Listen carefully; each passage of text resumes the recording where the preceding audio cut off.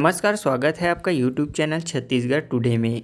आज है 14 अप्रैल 2021, दिन बुधवार, और आज के छत्तीसगढ़ करंट अफेयर प्रश्नों को हल करेंगे। तो चलिए शुरू करते हैं। हमारा पहला प्रश्न है, राज्य के किस नदी पर जल संकट की स्थिति को देखते हुए राज्य सरकार ने जल प्रवाह बनाए रखने हेतु 2 नए बैराज बनाने की स्वीकृति दी है? इसका आंसर है ऑप्शन सी, इंद्रावती नदी पर। राज्य सरकार ने इंद्रावती नदी पर जल संकट की स्थिति को देखते हुए 2 नए बैराज बनाने की स्वीकृति दी है। बस्तर की प्राणदायिनी इंद्रावती नदी में जल संकट की स्थिति को देखते हुए गर्मियों में भी जल प्रवाह बनाए रखने हेतु 2 जगहों पर प्रस्तावित बैराज को स्वीकृति मिली है। पहला बैराज जगदलपुर से चित्रकोट जलप्रपात के बीच तथा दूसरा चित्रकोट जलप्रपात के नीचे बनाया जाएगा। जहां बैराज का निर्माण होगा वहां नदी की चौड़ाई बढ़ाई जाएगी ताकि अधिक से अधिक मात्रा में पानी का भंडारण हो सके। इसके लिए गत वर्ष बस्तर वासियों ने इंद्रावती नदी को बचाने के लिए एक अभियान चलाया था और उड़ीसा के जोरनाला से लेकर चित्रकोट जलप्रपात तक पद यात्रा की थी। ऐसे में जगदलपुर से चित्रकोट के मध्य बैराज निर्माण होने से जल संकट की समस्या भी दूर होगी। अब इसके साथ साथ हम इंद्रावती नदी के बारे में भी जान लेते हैं।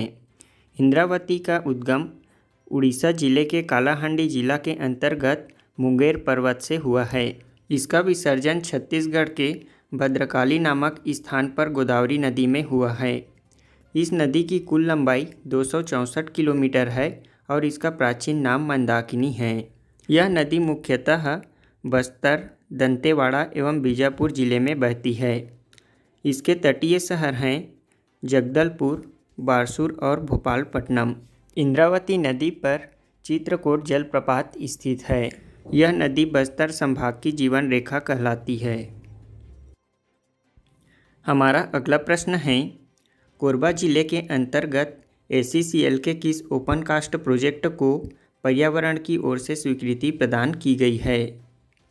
इसका आंसर है option C, Ambika open cast. Korba जिले के अंतर्गत ACCL के अंबिका ओपन कास्ट प्रोजेक्ट को पर्यावरण की ओर से स्वीकृति प्रदान की गई है। इस संबंध में राज्य स्तर पर्यावरण निर्धारण प्राधिकरण छत्तीसगढ़ के द्वारा सूचना जारी की गई है। अंबिका ओपन कास्ट प्रोजेक्ट को लगभग 134 हेक्टेयर क्षेत्रफल में 10 MTPA नॉर्मेटिव कोयला उत्पादन क्षमता के लिए स्वीकृति प्रदान की गई है। प्रोजेक्ट को 1.35 MTPA पीक क्षमता के लिए भी चिन्हांकित किया गया है। इस संबंध में जारी आदेश के अनुसार ACCL की परियोजना प्रबंधन को पर्यावरण संरक्षण व जलवायु प्रदूषण रोकथाम के लिए पर्यावरणीय स्वीकृति में दिए गए शर्तों का पालन करना होगा। इसके साथ साथ हम कोरबा के प्रमुख कोयला उत्खनन क्षेत्रों को भी जान लेते हैं। दीपका, गेवरा, मानिकपुर, मुकुंद घाट, सेंदूरगढ़, कुसमुंडा और कोरबा जिले के प्रमुख कोयला उत्खनन क्षेत्र हैं। हमारा अगला प्रश्न है, एकीकृत अधोसंरचना विकास केंद्र IIDC के अंतर्गत राज्य में सूक्ष्म लघु उद्योग की स्थापना हेतु नवीन परियोजना के अंतर्गत परियोजना लागत का कितना प्रतिशत भारत सरकार द्वारा उपलब्ध कराया जाता है?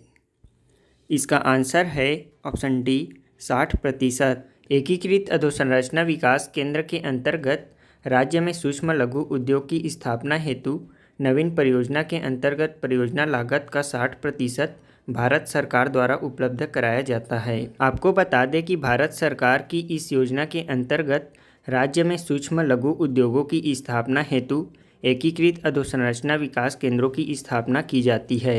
इनमें नवीन योजनाओं के अंतर्गत परियोजना लागत का 60% अधिकतम 6 करोड़ रुपए का अनुदान भारत सरकार द्वारा उपलब्ध कराया जाता है। शेष राशि का अंशदान राज्य सरकार द्वारा दिया जाता है। छत्तीसगढ़ राज्य में इसकी स्थापना हेतु नोडल एजेंसी CSIDC है। हमारा अगला प्रश्न है, हाल ही में आई रिपोर्ट के अनुसार प्रधानमंत्री मुद्रा योजना के तहत कितने प्रतिशत ऋण महिला उद्यमियों को प्रदान किया गया है? इसका आंसर है ऑप्शन ए, 68%। हाल ही में आई रिपोर्ट के अनुसार प्रधानमंत्री मुद्रा योजना के तहत महिलाओं को 68% ऋण प्रदान किया गया है। मुद्रा योजना की शुरुआत अप्रैल 2015 में की गई थी। आपको जानकर हैरानी होगी कि इस योजना के तहत करोड़ों महिलाओं ने लोन लिया है।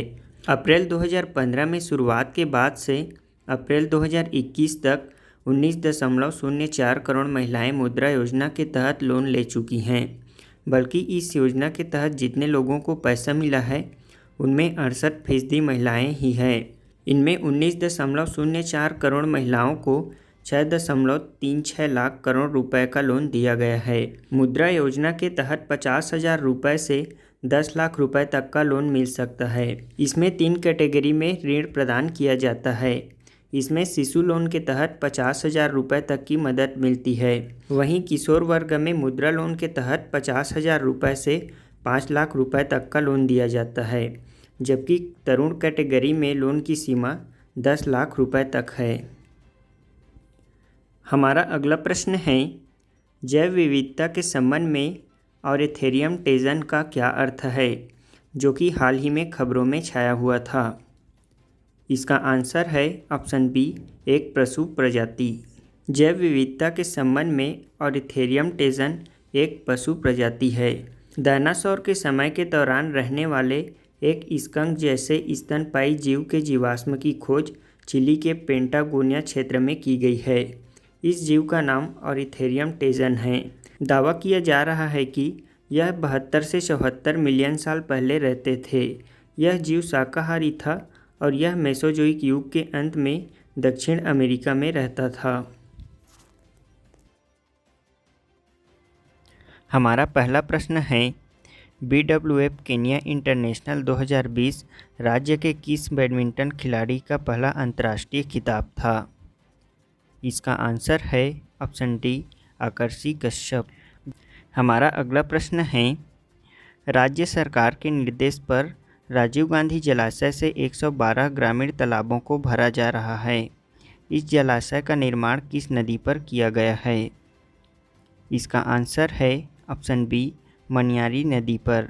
हमारा अगला प्रश्न है, छत्तीसगढ़ जल जीवन मिशन के अंतर्गत वर्ष 2021 के लिए राज्य की वार्षिक कार्य योजना में अनुमानित लागत कितने करोड़ रुपए की स्वीकृति प्रदान की गई है। इसका आंसर है ऑप्शन सी, 3,540 करोड़ रुपए।